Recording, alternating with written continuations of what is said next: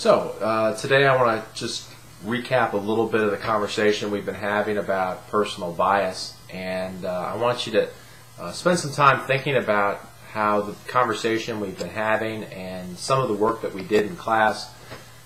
relates to how an administrator's work might play out across a couple of different dimensions. As we deal with personal bias, particularly as it relates to qualitative research, I think in class we touched on a lot of ways that personal bias can, in a very subtle way, creep into the work that we're doing, whether it's how we conceptualize the project, it's how we collect the data, or how we interpret that data after the fact. But also, when we're reading research, very often, and this came up a little bit in your first critiques, very often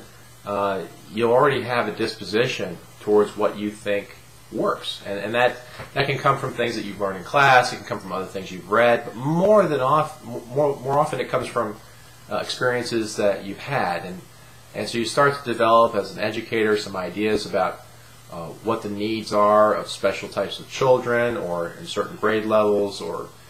the reasonable application of new kinds of programs. And when you read something that affirms those ideas, you're much more inclined to gravitate towards them, to lend them credibility,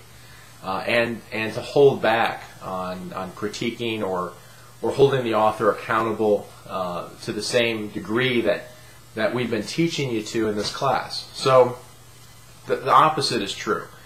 You'll be predisposed to come into certain situations and think about how they should be handled, and when you'll read something, a piece of research or even a theoretical piece that seems to differ with the idea that you have going in, then you're much more likely to be critical, to look for ways in which the author maybe isn't really developing a strong foundation of research to base their claims on, and you'll look for lots of opportunities to dismiss that so that you can reconcile it with your own ideas. And what we're asking you to do here is to be, at the very least, as upfront as you can with yourself about what your bias is, what your expectation is going in, what you hope to find. And those can be very different things, but oftentimes they are similar. So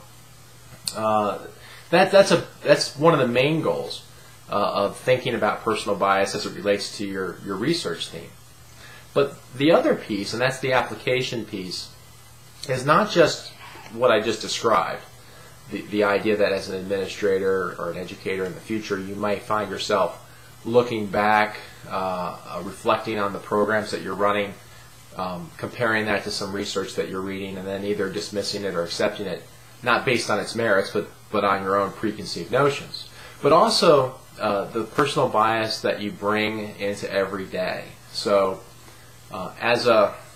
field researcher of sorts, as an administrator, you're constantly gathering data. And sometimes that's the data that we talk about all the time in data-driven decision making, but there's other kinds of data too, the data that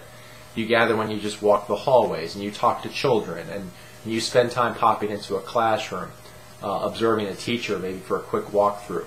All those start to develop data points that help you make decisions, and being very conscious of what it is your expectations are and what it is you hope to see,